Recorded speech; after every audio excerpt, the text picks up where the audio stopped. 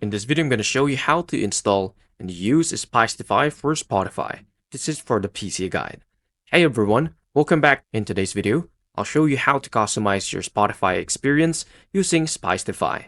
This tool lets you add custom themes, extensions, and more. Let's dive right into the step-by-step process. First is to reinstall Spotify. This is important.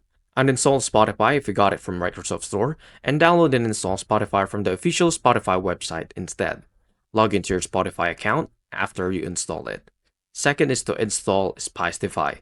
Go to Google and search for Spicetify GitHub or visit Spicetify GitHub page. Follow the installation instructions based on your operating system. For Windows, open Command Prompt or PowerShell as administrator and then copy and paste the command IWR-useb, which you'll see onto the screen. If prompted, type N and press enter when necessary. Paste and run the second command given on the installation page.